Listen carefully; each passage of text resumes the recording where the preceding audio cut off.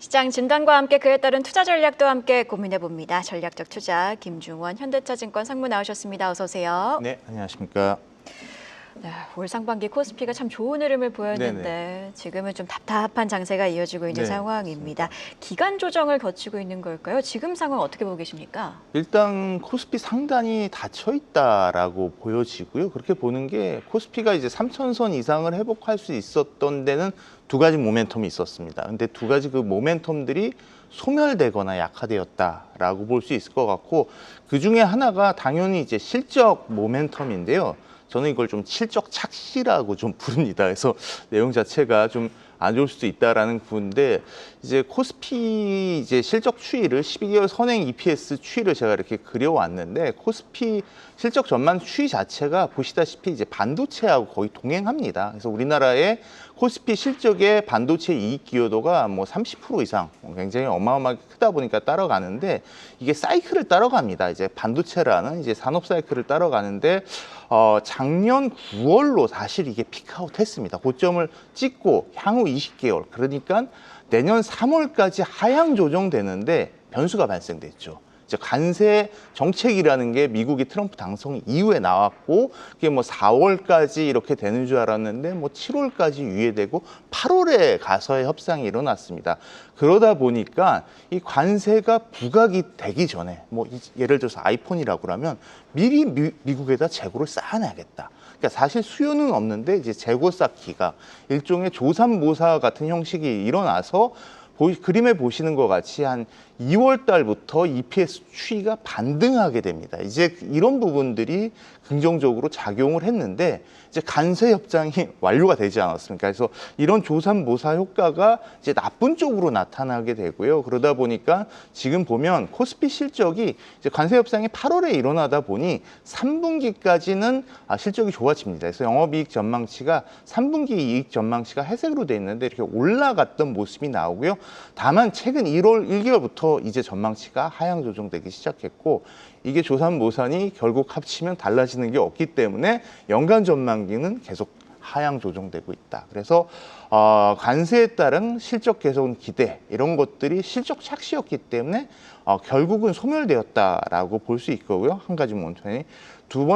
그런 거를 또 직접적으로 볼 수 있는 게 이제 반도체 가격입니다. 그래서 제가 이제 반도체 가격 같이 그려왔는데, 이제 직접적으로 이제 반도체 스팟 가격이 어떻게 돌아가는지 보면 향후에 실적 전망을 가능해 볼 수 있는데, DDR5, DDR4 뭐 이런 반도체 스팟 가격이 이제 8월을 이미 고점을 기록하면서 소폭 하락하는 이런 모습들이 보이고 있는 게, 이제 반도체 중심으로 이제 이익 개선 사이클이 관세에 의한 착시 현상이 마무리된다라고 볼 수 있을 것 같습니다. 그래서 한 가지가 이제 실적 모멘텀이었고, 다른 한 가지는 올해 이제 조기 대선이 있었고, 대선 이후에 보면 추가 경제원이 40조 규모의 대규모 추가 경제원이 있었는데, 그러면서 뭐 상법 개정이라든지 배당소득 분리과세 등 주식시장에 우호적인 이 증시 정책들이 나왔는데, 추가 경제원에서는 워낙 대규모로 우리나라 뭐 GDP 대비 거의 한 2.5%, 3% 정도 되는 규모가 이미 진행이 됐기 때문에 재정 여력이 이제는 없고, 그 다음에 보면 상법 개정이나 배당소득 분리과세는 좋았지만 그 이후에 법인세 인상이라든지 거래세 인상, 그리고 대주주 양도세 요건이 강화되면서 이러한 정책 모멘텀이 약화되고 있다. 그래서 올해 코스피를 3,000 이상으로 올렸던 두 가지 모멘텀이 또는 약화되고 있기 때문에 당분간은 좀 상당히 제한된 상황이다, 이렇게 좀 볼 수 있을 것 같습니다.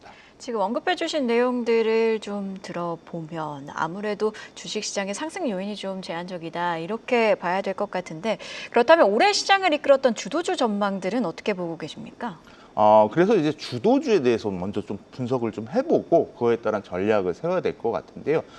주도주가 두 가지 주도주가 있었다고 볼 수 있을 것 같습니다. 그래서 첫 번째가 제가 이제 두 번째 말씀드렸던 게 정책이다 보니까 정부 정책, 즉 상법 개정이라든지 배당소득 분리과세에 따라 수혜가 기대되었던 업종들이 있는데, 그게 지주사, 그리고 금융지주, 증권 업종들이 있고, 이들 업종들이 주로 올해 보면 한 40%에서 60% 정도 올라갔다, 이렇게 볼 수 있을 것 같습니다. 그래서 정책 수혜가 기대되는 업종이 있었고, 또 다른 한 축의 주도주는 소위 말해서 유명한 조방원이 되겠고요. 조선방산 원전이 실적 개선 기대감이 엄청나게 부각이 되면서 우리 증시에서 올해 거의 100%에서 200%까지 높은 상승률을 보였다라고 볼 수 있을 것 같습니다. 그래서 이렇게 두 가지 정책 모멘텀과 이익 전망 개선에 따른 주도주가 있었는데 이제 코스피 상단이 제한되다 보니 향후에는 이 주도주 중에서도 좀 옥석 가리기가 필요한, 다 갈 수는 없고 그 중에서 진짜 좋은 거를 좀 구별해 볼 필요가 있는 시장이 앞으로 전개되지 않을까 이렇게 볼 수 있을 것 같습니다. 주도 업종 중에서도 옥석 가리기가 필요하다 이런 의견을 강조해 주셨습니다. 그렇다면 네. 옥석을 가려보도록 할 텐데 언급을 해주신 것처럼 정책 수혜로 크게 올랐던 증권 그리고 금융주 이 중에서 옥석을 가려본다면요? 네, 시장에서 약간의 힌트를 찾아볼 수가 있고요. 그래서 8월 달에 보면 코스피가 한 1.8% 정도 하락했는데 증권, 금융지주, 지주사의 수익률이 어땠냐. 이걸 통해서도 좀 우리가 힌트를 볼 수 있습니다. 대체로 이제 지주사하고 금융지주는 한 1, 2% 정도 조정을 2, 3% 정도 조정을 기록한 데 반해서 증권사 같은 경우에는 한 1% 이상 올랐던 모습 이런 부분이 힌트를 찾을 수 있고 실제로 펀더멘탈을 보면 지주사가 올해 뭐 한 40% 이상 오르면서 코스피 대비 아웃퍼폼을 기록했지만 장기 2019년 이후에 ROE 추이를 보면 코스피보다 좋아지는 모습이 없습니다. 그러니까 펀더멘탈이 변한 건 없고 정책 기대감으로 이제 멀티플 릴레이팅이 되었는데 이런 부분은 좀 한계가 있다라고 보여지고 더불어 그뿐만 아니라 그럼 올해 전망은 어떻게 되는지 코스피하고 비교해 보면 코스피는 그래도 올해 연초 이후에 12개월 선행 ROE 전망이 한 9.3% 정도에서 등락을 좌우하고 있는데 지주회사 같은 경우에 보시는 것 같이 한 6% 됐던 것이 5% 정도 오히려 하향 조정되고 있다라고 된다는 점에서 지주사 같은 경우에는 정책 모멘텀이 약화된다면 추가 상승은 좀 제한적이지 않을까라고 볼 수 있을 것 같고요. 사실 뭐 금융지주들도 좋았고 증권도 좋은데 제가 이제 증권을 뽑는 이유는 상법 개정과 민감한 보통도 지분율이 뒤에 보시면 알겠지만 증권이 모든 업종 중에서 압도적으로 높습니다. 그런 부분에서 증권에 대해서 이제 관심을 가질 필요가 있다라고 볼 수 있을 것 같고요. ROE 추이를 코스피하고 비교하면 옛날에 우리가 증권주라고 하면 천수답 사업이라고 그래서 이제 장이 좋으면 실적이 좋고 장이 고꾸라지면 실적이 안 좋아지는 그러니까 실적 변동성이 굉장히 크다라고 생각을 했는데 이제는 브로커리지 수입뿐만 아니라 IB라든지 퇴직연금이라든지 다양한 부분에서 증권사들이 수익을 올리면서 ROE를 비교를 해도 코스피 대비 그렇게 변동성이 크지 않고 견조한 흐름을 보이고 있고 올해 같은 경우에 특히 이제 코스피보다 ROE 전망 자체가 이제 더 높다. 이런 부분들이 긍정적으로 작용한다라고 볼 수 있을 것 같고요.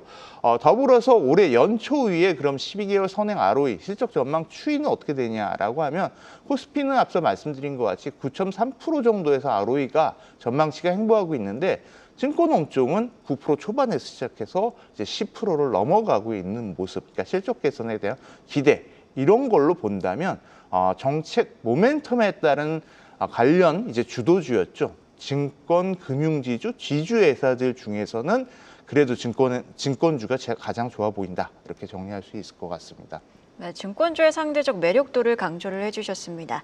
그리고 또 다른 주도 업종이죠. 조방원. 이 중에서 좀 옥석을 가려볼까요? 어떤 업종 유망하게 보실까요? 가장 핫한 업종이 이제 조방원이고요. 그래서 앞서도 말씀드렸지만 8월 수익률에서 여기서도 좀 힌트가 나옵니다. 그래서 조선은 8월 달에 코스피가 1.8% 정도 조정받는 사이에 조선주가 급등을 했습니다. 9% 가까이 급등을 했고요. 그다음에 방산, 원전 모두 다 한 5, 6% 정도로 조정을 받았다라고 좀 볼 수 있을 것 같습니다. 그래서 조선 업종에 대해서 관심이 좀 필요하다라고 이제 하는데 그럼 원전은 왜 아니냐라고 하면 앞서도 설명드린 것 같이 이제 어떤 실적 개선의 기대뿐만 아니라 실제로 실적이 개선되는 추세를 이렇게 보여야 되는데 물론 이제 장기 추세를 보면 이제 원전 업종 같은 게 개선된 추세가 보이긴 합니다. 7%에서 한 11% 정도로 가면서 코스피 대비 뭐 좀 상회하는 이런 모습을 보이지만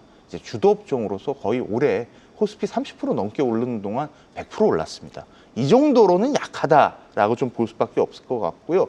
그럼 연초의의 흐름은 어떠냐라고 하면 연초의에 오히려 그 방산 같은 경우에는 크게 개선되지 못하고 뭐 코스피하고 비슷하게 좀 10%에서 한 11% 정도 이렇게 움직이면서 오히려 좀 변동성 있는 모습을 보이고 있어서 지금 향후의 실적 전망 개선 추이도 원전 업종이 뭐 강하지 못하다라고 볼 수 있을 것 같습니다. 이제 비교해서 조선을 보면 확실히 다르다라는 거를 볼 수 있을 것 같은데요. 2019년 후에 조선 업종, 네, 다르죠, 완전히. 그러니까 2021년에 저점을 찍고 그 다음으로 2022년부터 ROE가 엄청난 빠른 속도로 개선되면서 지금은 코스피 ROE가 뭐 한 9% 되는데 18, 거의 19%죠. 2배 이상 올라가는 이런 실적 기대감이 높다라고 볼 수 있을 것 같고요. 올해 그러니까 향후 ROE 전망 자체도 말씀드린 대로 코스피가 정체되어 있는 사이에 조선 업종 같은 경우에 연초 한 12% 정도에서 시작했다가 지금은 19%로 육박하는 엄청나게 빠른 개선 추이를 보이고 있다. 이런 추세를 본다면 이제 조방원 중에선 조선이 가장 좋아 보이고요. 사실 방산도 그렇습니다. 실적 개선 추이도 그렇고 올해 전망 자체도 좋은데 방산은 너무 많이 올랐습니다. 그래서 조선 원전이 한 100% 오르는 사이에 방산은 200% 올랐다. 그래서 이런 밸류에이션 부담도 있기 때문에 조방원 중엔 조선이 가장 좋지 않을까라고 좀 보여집니다. 자, 유명하다고 평가를 해주신 지금 조선주와 증권주 종목 이야기를 해보도록 할게요. 이 업종 내에서는 어떤 종목 보고 계십니까? 네, 그래서 어떻게 접근해야 되는지가 중요한데 증권 같은 경우에 상법 개정에서 자사주 의무 소각이 이제 현실화될 가능성이 높다. 이고 증권은 사실 자사주 보유 비중이 굉장히 높습니다. 그래서 이게 전체 업종 중에서 높고 전체적으로 보면 코스피 200이 한 3%가 좀 안 되는데 증권은 10%가 넘습니다. 그래서 개별 종목 쪽에서 본다면 자사주 보유 비중이 높은 종목들을 봐야 되는데 이런 종목들이 대형주 중에선 이제 미래에셋 증권이 한 25%, 굉장히 높은 23%, 굉장히 높은 거죠. 그리고 신영증권, 부국증권이 거의 50%를 육박하고 있는데 소위 우리가 말하는 실적이라는 게 EPS, 주당 순이익은 주식수로 나누게 돼 있습니다. 근데 자사주 의무 수각이 돼서 이제 점진적으로 저 자사들이 다 소각이 된다면 50%라면 결국에 100의 EPS라면 200으로 올라가는 EPS 모멘텀까지 작용할 수 있다라는 점에서 그렇게 자사주 지분율이 높은 종목에 관심이 필요할 것 같고요. 조선 업종 같은 경우에는 대형 시가총액 대형 조선주들의 관심이 필요하고 그런 이제 종목들로 한국카본이라든지 하나오션, HD 현대마리란 솔루션 뭐 이런 업종들이 이제 굉장히 많이 올랐는데 이들 업종에 대해서 그러니까 대형 업종에 대형 종목에 대해서 조선 업종에 대해서는 계속해서 좀 관심이 필요하다라고 좀 볼 수 있을 것 같습니다. 네, 이렇게 전략적 투자 오늘은 현대차증권 김종환 상무와 함께했습니다. 고맙습니다. 계속해서 다양한 경제 이슈를 알고 싶다면 구독과 좋아요, 알림 설정 부탁드립니다. AI 캐스터 권미정이었습니다.